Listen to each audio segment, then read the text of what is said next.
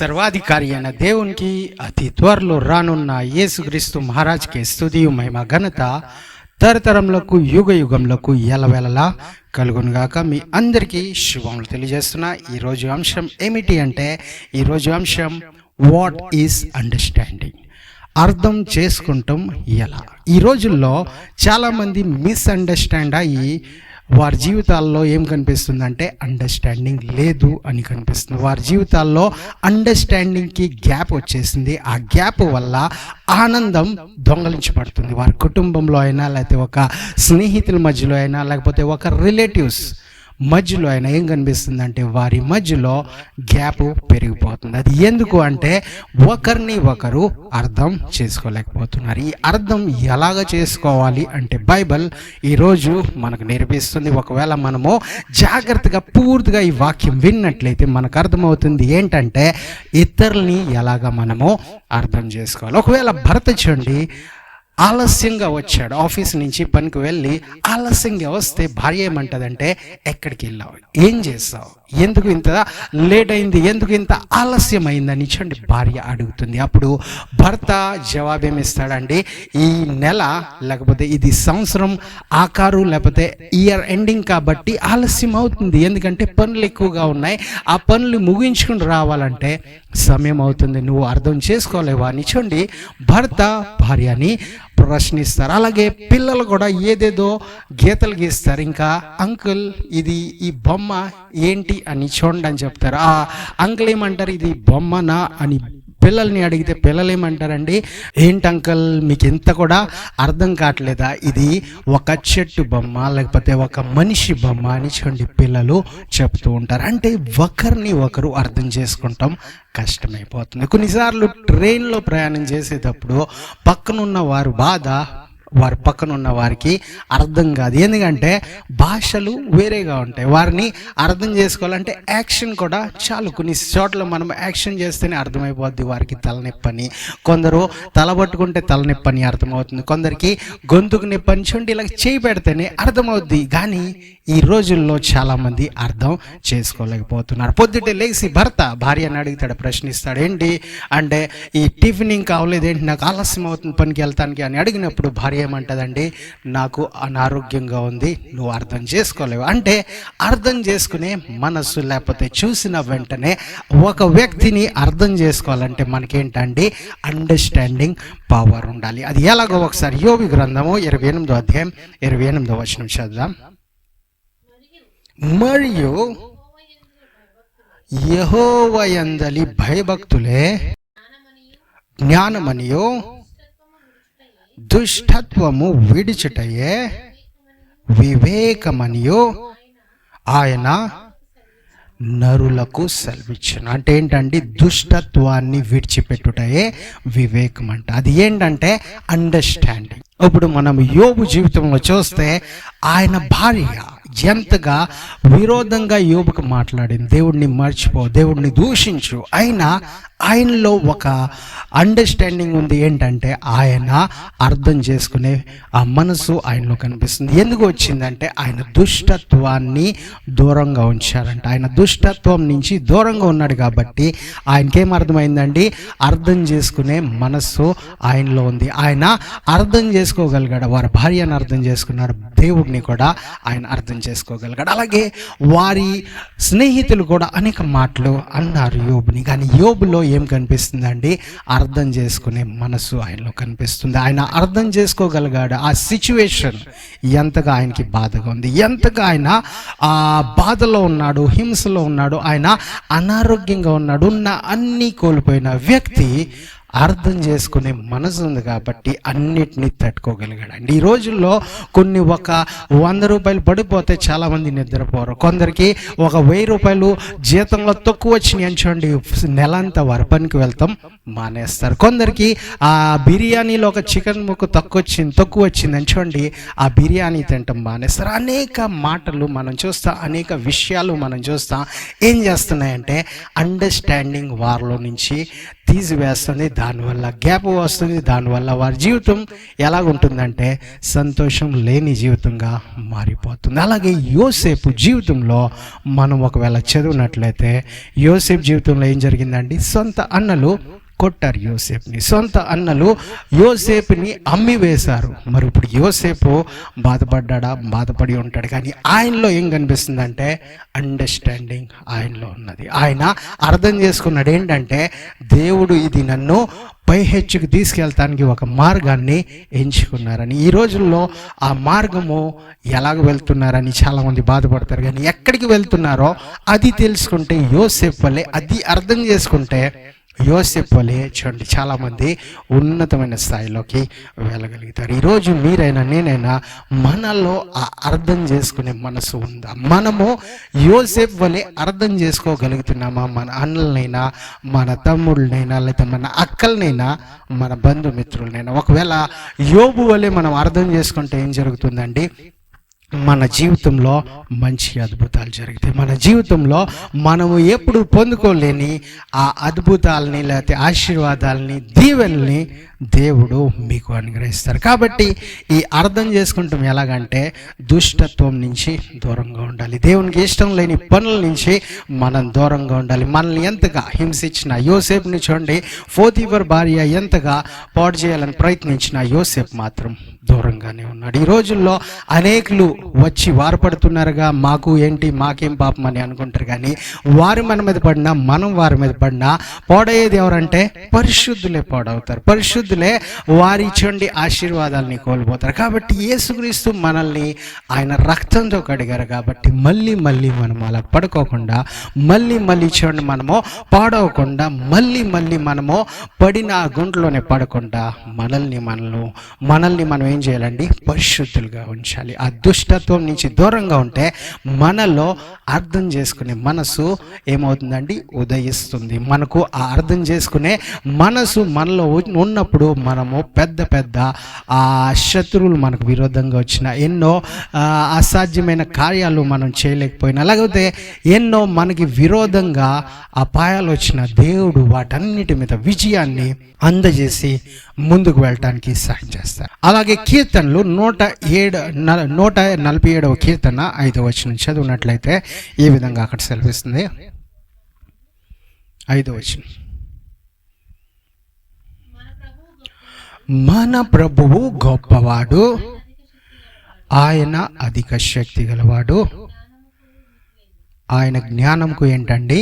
మితి లేదు. ఆయన అండర్స్టాండింగ్కి మితి లేదు. అంటే ఎంతగా ఆయన అండర్స్టాండింగ్ ఉంది అంటే, ఆయన దగ్గరికి మనం వస్తే ఆ అండర్స్టాండింగ్ని మనం పొందుకుంటాం. ఆ అర్థం చేసుకునే ఆ సామర్థ్యాన్ని మనం పొందుకుంటాం. ఈ రోజుల్లో ఆస్తులు చాలామందికి ఉన్నాయి. ఈ రోజుల్లో పేరు సంపద చాలామందికి ఉన్నాయి. ఈ రోజుల్లో అనేక వాటిని పొందుకుంటున్నారు, కానీ వాటిని అర్థం చేసుకోలేకపోతున్నారు. కొందరు చూడండి మోటార్ సైకిల్ కొనేస్తున్నారు, కానీ అది ఎలాగ నడపాలో వాటి గురించి వారికి నాలెడ్జ్ లేక, అండర్స్టాండింగ్ లేక ఏం చేస్తారంటే చాలా చోట్ల పడిపోతారు. లేకపోతే అనేక కొత్త వాటిని పొందుకుంటారు. కొత్త కార్లు వస్తున్నాయి, లేకపోతే కొత్త మొబైల్లు, ట్యాబ్లు ఏదేదో పొందుకుంటున్నారు, కానీ వాటిని ఎలాగ వాడుకోవాలో అది అర్థం కాక ఏమవుతుందండి?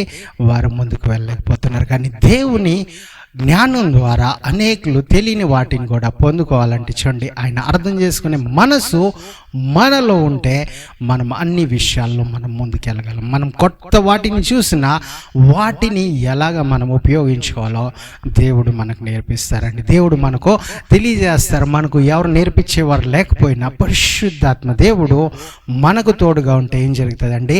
అన్ని విషయాల్ని మనము అర్థం చేసుకోగలుగుతాం. అన్ని విషయాల్లో మనము ముందుకు వెళ్ళగలుగుతాం. అన్ని విషయాల్లో మనము తెలుసుకోగలం. నోహాను మనం చూస్తే ఆ ఓడ ఎలా కట్టాలంటే దేవుడు ఆయనకు నేర్పించారు. దేవుడు వారికి తెలియజేశారు. ఆ సమయంలో ఆ వర్షం వస్తుంది, ఆ తుఫాను వస్తుంది అని తెలిసే ముందే వారు జాగ్రత్త పడ్డారు. వారు అర్థం చేసుకున్నారు. వారు బ్రతకగలిగారు. వారు ఆ సమయంలో కూడా చూడండి ఎంతగా ఆ తుఫాను వచ్చినా వారు అక్కడ బ్రతికి ఉన్నట్టుగా కనిపిస్తుంది. కాబట్టి మన జీవితంలో మనము దేవుడిని ఎంతగా తెలుసుకుంటే, దేవుని సన్నిధికి ఎంతగా మనం వస్తే అన్ని విషయాల్ని మనం అర్థం చేసుకుంటాం. వచ్చే నెలలో ఒకవేళ జీతం తక్కువ వస్తుందంటే వాటిని మనము ఎలాగ ముందుగా జాగ్రత్తగా ఉండాలో దేవుడు యోసేపుకి ఏ విధంగా తెలియజేశారు. 7 సంవత్సరాలు ఇంకా అక్కడ కరువు ఉంటుందని తెలిసి ఆ 7 సంవత్సరాలైనా పర్లేదులే, బాగుంది, ఆ కాలం అంతా మంచిగా తినేద్దామని ఆయన మొత్తం తినేసి పాడు చేయలేదు, కానీ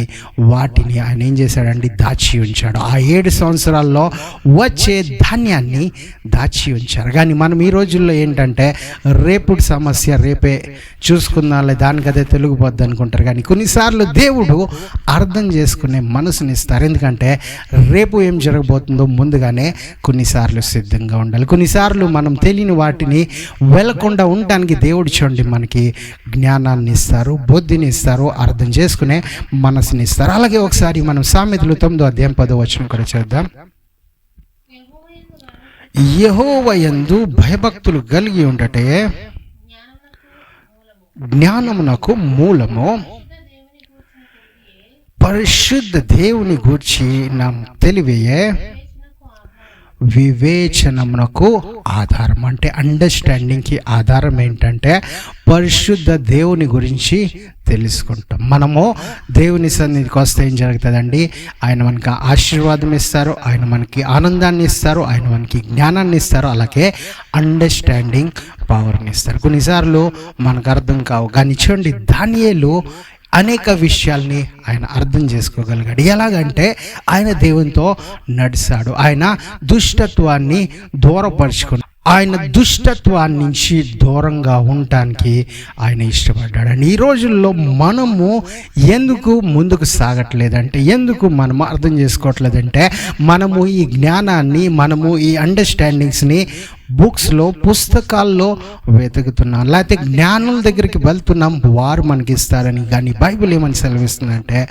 పరిశుద్ధిని గురించి, అంటే పరిశుద్ధ దేవుని గురించి, యేసుక్రీస్తు గురించి మనం ఎంతగా చదువుతామో, ఎంతగా తెలుసుకుంటామో మనకు వివేకము, మనకు అండర్స్టాండింగ్ దేవుడు మనకి ఇస్తారంట. ఎందుకంటే ఆయనే ఒరిజినల్ రూట్ అయి ఉన్నాడు, ఆయన ద్వారానే ఈ అండర్స్టాండింగ్ వస్తుంది. ఒక భార్య భర్తను అర్థం చేసుకోవట్లేదు, భర్త భార్యని అర్థం చేసుకోవట్లేదు, ఇద్దరు కలిసి అత్త మాంగారిని అర్థం చేసుకోవట్లేదు అంటే దానికి కారణం ఏంటంటే ముందుగా దేవుణ్ణి వారు ఎరగల, ముందుగా దేవుణ్ణి వారు ఇంకా తెలుసుకోవాలని ప్రయత్నించలా. ఏదో జస్ట్ యేసుక్రీస్తు దేవుడు అని తెలుసుకున్నారు, నమ్మారు, విడిచిపెట్టేశారు, ఇంకా వారి పనిలో వారు ఉండిపోయారు. ఇంకా మిగతా సంపాదన గురించి కొందరు, లేకపోతే జ్ఞానం గురించి కొందరు, పేరు గురించి కొందరు పరిగెడుతున్నారు.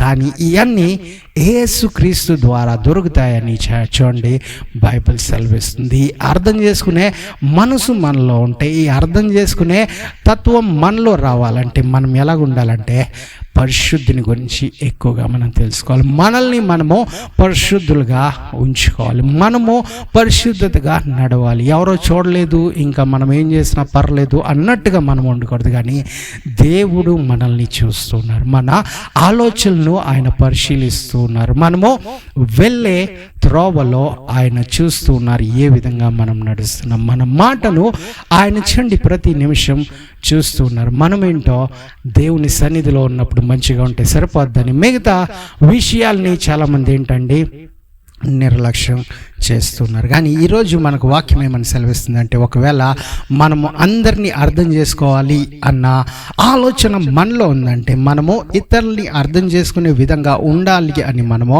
ఒకవేళ అనుకుంటే ఏం చేయాలండి, మనం ఎక్కువగా బైబిల్ చదవాలి, మనం ఎక్కువగా ప్రార్థన చేయాలి, మనం ఎక్కువగా దేవునితో నడుస్తానికి ఇష్టపడాలి. ఇంకా ఏదైతే దేవునికి ఇష్టం లేదో వాటి నుంచి దూరం అవ్వాలి. ఒకవేళ ఆ పాపము మనల్ని ఇంకా పాడు చేయాలని ప్రయత్నిస్తుంది, కానీ దేవుడు మనల్ని చూడండి అనుదినం కడుగుతూ ఉంటారు, అనుదినం మనల్ని ఇంకా పరిశుద్ధపరుస్తారు, మనల్ని ఇంకా మంచిగా చేస్తారు, మనల్ని ఇంకా చూడండి పరిశుద్ధులుగా మార్చి మనకు అర్థం చేసుకునే ఆ మనసుని ఇస్తారు. ఏ విధంగా అయితే యోసేపు అక్కడున్న రాజు, ఫరో రాజు కళను తెలుసుకుని ఆయన భావం, ఆ కళ యొక్క భావాన్ని ఆయన చెప్పగలిగాడంటే దానికి కారణం ఏంటంటే ఆయన ఆ కళను అర్థం చేసుకోగలిగాడు.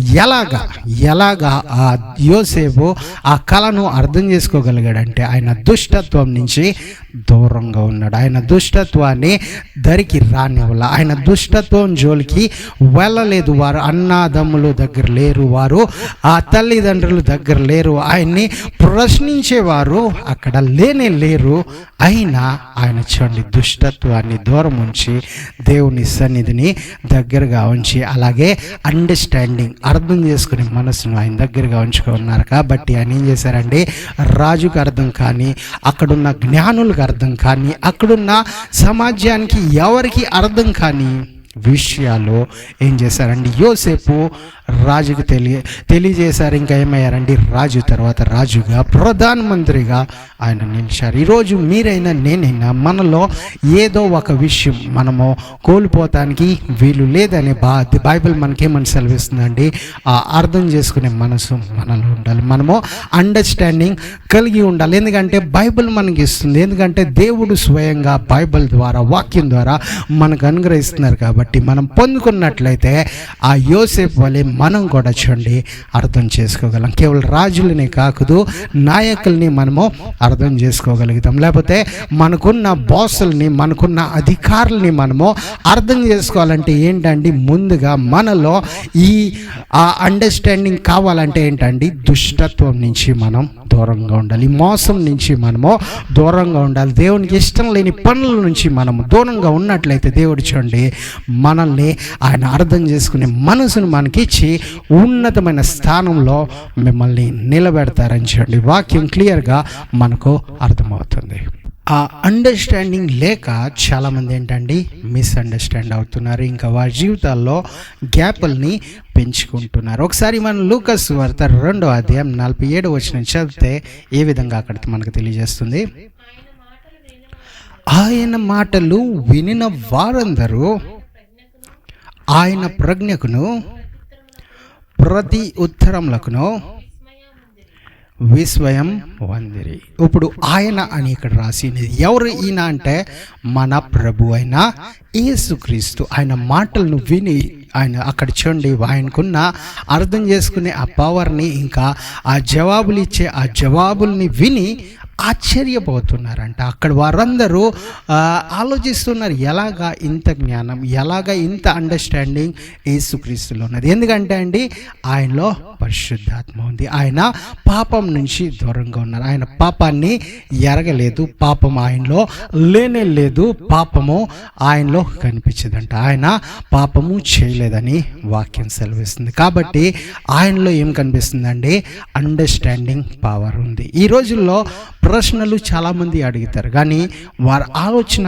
ఎలాగుందో అర్థం కాదు. ప్రశ్నలు అడుగుతారు కానీ వారి మనసులో వేరే ఆన్సర్లు ఉంటాయి, లేకపోతే వారు అడిగే ప్రశ్నలకు చూడండి వేరే విధంగా జవాబు పొందుకోవాలని కోరుకుంటారు, కానీ వాటిని కూడా అర్థం చేసుకునే ఆ శక్తి మనకు ఎక్కడ కనిపిస్తుందండి, యేసుక్రీస్తులో కనిపిస్తుంది. అలాంటి అండర్స్టాండింగ్ పవర్ మీలో నాలో ఉండాలి అని దేవుడు కోరుకుంటున్నారు. మన పిల్లల్లో అటువంటి అండర్స్టాండింగ్ ఉండాలనే దేవుడు కోరుకుంటున్నారు. కాబట్టి ఆయన ఏం చేస్తున్నారండి, ఆ పరిశుద్ధాత్మను మనకి ఇవ్వాలని, మనం కూడా ఆ జ్ఞానాన్ని పొందుకోవాలని, మనం కూడా వాటిని తెలుసుకుని ముందుకు వెళ్ళాలని దేవుడు కోరుకుంటున్నారు. కానీ మనం ఏంటండి, మనకున్న ఆ జీతం దొరికింది సరిపోద్దు, మనకు కావాల్సిన ఆ ఇంట్లో కావాల్సిన రేషన్ దొరికింది చాలు అనుకుంటాం, లేకపోతే మనకు కావాల్సిన వాటిని మనం పొందుకున్నామని మనం మర్చిపోతాం. కానీ ఈ అర్థం చేసుకునే మనసు కూడా మనకు కావాలి. మనం పొందుకున్న వాటిని ఎలాగ మనము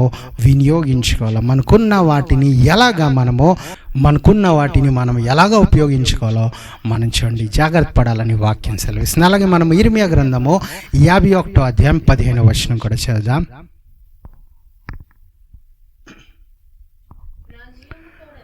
నా జీవము తోడని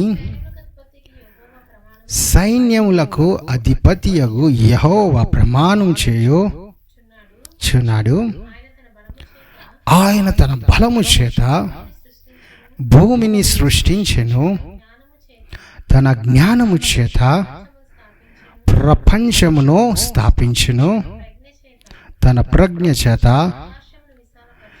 ఆకాశమును విశాలపరచును. ఈ ఆకాశాన్ని విశాలపరచడానికి దేవుడు ఏం చేశారండి? తన ప్రజ్ఞను, అంటే he used his understanding to stretched out ఏంటండి? ఆకాశాన్ని, to stretch out sky, to stretch out పరలోక ఆకాశాన్ని స్ట్రెచ్ చేస్తానికి దేవుడు ఏం యూజ్ చేశారండి?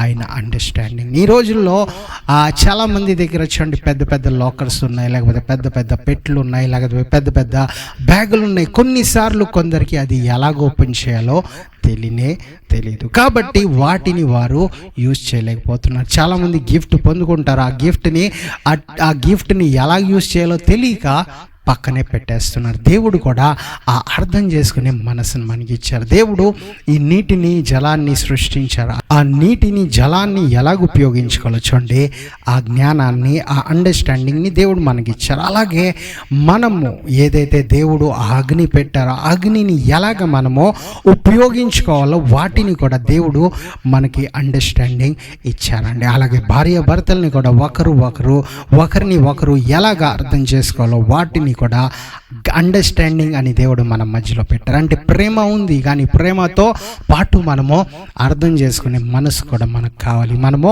ప్రేమిస్తున్నాం, అలాగే చూడండి అర్థం కూడా చేసుకోవాలి. కొన్నిసార్లు మనకు కావాల్సినవి దొరకవు, దాన్ని అర్థం ఏ విధంగా మనం చేసుకుంటున్నాం. కొన్నిసార్లు చాలామంది ప్రార్థన చేస్తారు, దేవా నాకు బైక్ ఇచ్చే, లేకపోతే నాకు కార్ ఇచ్చే, కానీ దేవుడు ఆలస్యం చేస్తున్నారంటే దానికి అర్థం కొందరు ఎలాగ చేసుకుంటారంటే దానికి అర్థం వారు ఎలాగ తీసుకుంటారంటే దేవుడికి ఇష్టం లేదని. దేవుడికి నిజంగా ఇష్టం లేదండి. కొందరు ఎలాగ అర్థం చేసుకుంటారంటే దేవుడు వేరే వారికి ఇచ్చేసారేమో నాకు ఎవరేమో అని అర్థం చేసుకుంటారు. కొందరు ఎలాగ అర్థం చేసుకుంటారంటే దేవుడు నాకు ఎవరు కానీ నాకు వద్దన్న వారికి ఇస్తారు, లేకపోతే నేను అడిగింది ఎవరో దేవుడు మిగతా వాటిని ఇస్తారని చాలామంది వేరే విధంగా, లేకపోతే రాంగ్ విధంగా వారు అర్థం చేసుకుంటారు. కానీ దేవుడిని నిజంగా అర్థం చేసుకోవాలంటే ఎలాగ ఉండాలండి? యోసేపు వలె మనం అర్థం చేసుకోవాలి, లేకపోతే దావీదు వలె అర్థం చేసుకోవాలి. దావీదు ఏమన్నాడు? నేను నీ దేవాలయాన్ని కట్టిస్తానంటే దేవుడు ఏమన్నారండి? నీవు కాదు, నీ తర్వాత నీ కుమారుడు ద్వారా కట్టించుకుంటాను. ఎందుకంటే దావీదు అనేకుల్ని ఏం చేశాడండి? హత్య చేశాడు. ఆయన చేతికి ఆ పరిశుద్ధత లేదు కాబట్టి ఆ పరిశుద్ధ దేవాలయాన్ని ఆయన కట్టించలేడని దావీదుతో దేవుడు మాట్లాడినప్పుడు, దావీదు ఏది నేను కట్టకపోతే నా కుమారుడు కాదు, నా శత్రువు కాదు, ఎవరు కట్టలేరు అని దావీదు చెప్పలేదండి. కానీ దావీదు ఏమన్నారండి?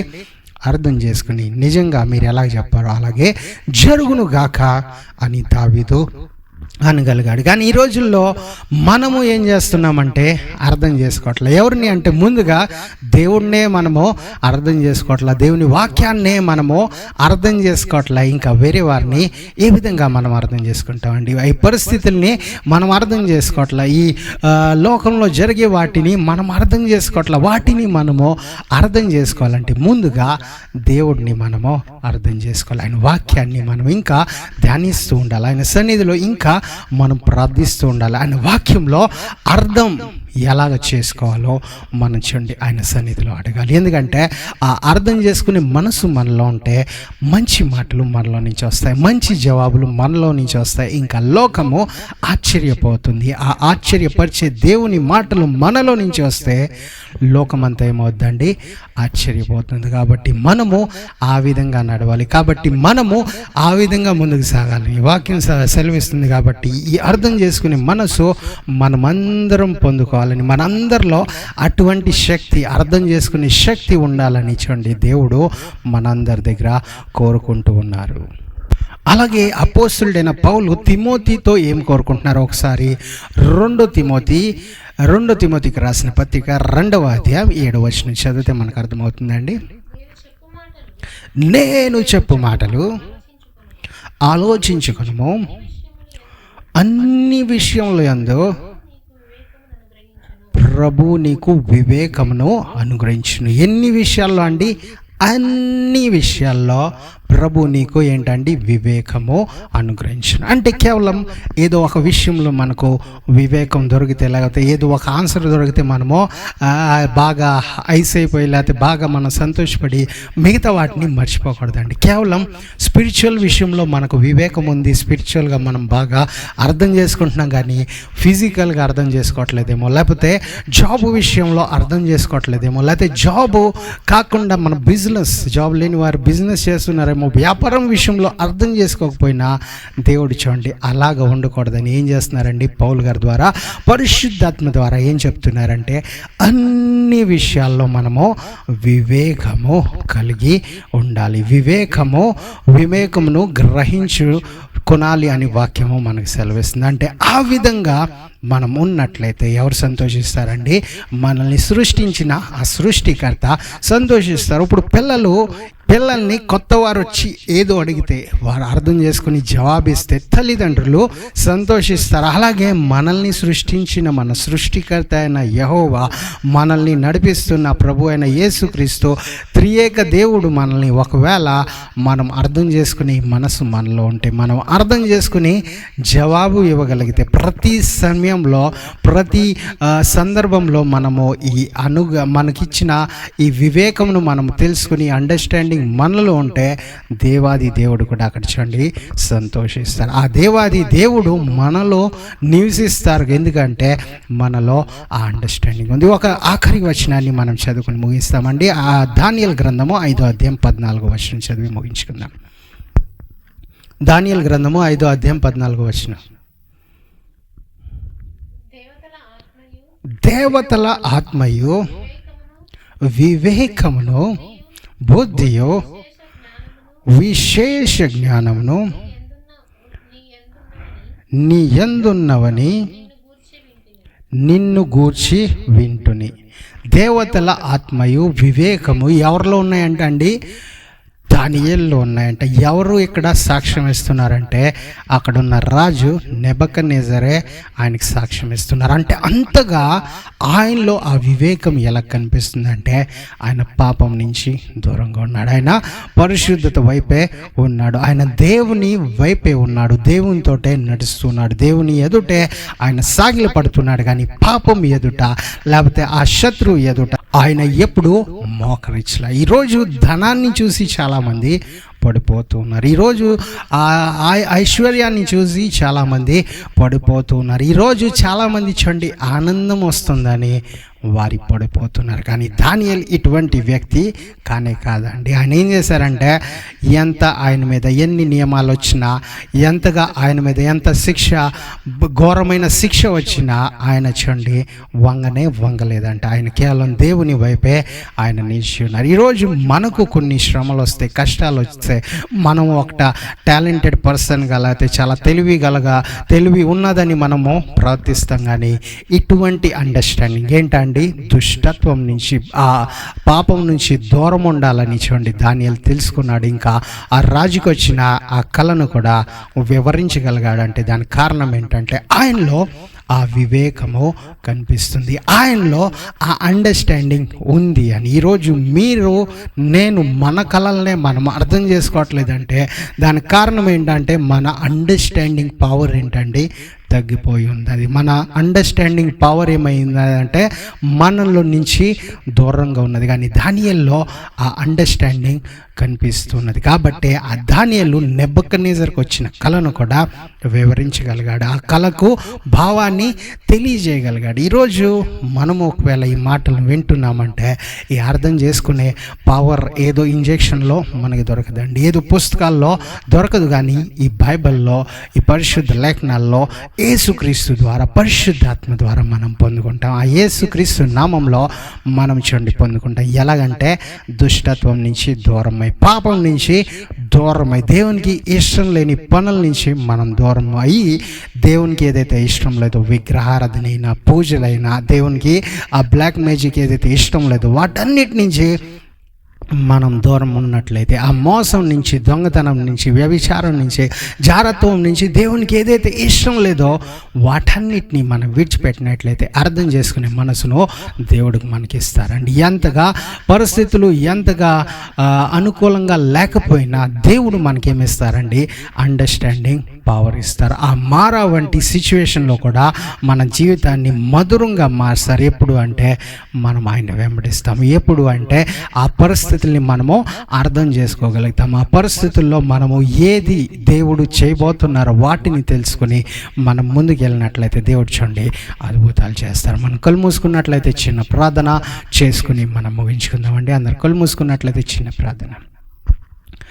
పరలోకపు తండ్రి, యేసుక్రీస్తు నామంలో మీ పాదాల చెంత వస్తున్నాం. ఎవరైతే ఈ వాక్యాన్ని విన్నారో వారందరి జీవితాల్లో మీరే కార్యం చేయండి. ఎవరైతే ప్రభు మీ సన్నిధిలో ఈ వాక్యం మా కొరకే అని వారు అడుగుతున్నారు, ఎవరైతే వారు ప్రభు ఒప్పుకుంటున్నారో వారి జీవితాల్లో అద్భుతాలు చేయండి. మీరే వారికి ఆ అండర్స్టాండింగ్ పవర్ని మీరు తెచ్చేయండి. వారి భర్తల్ని అర్థం చేసుకునే మనసును వారికి తెచ్చేయండి. భార్యని అర్థం చేసుకునే ఆ కృపను వారికి అనుగ్రహించండి. అన్ని సిచ్యువేషన్ని, అన్ని పరిస్థితుల్ని అర్థం చేసుకునే మనసును వారికి అనుగ్రహించమని కోరుతున్నాను. అలాగే వ్యాపారం ఎవరైతే చేస్తున్న వారిని దీవించండి.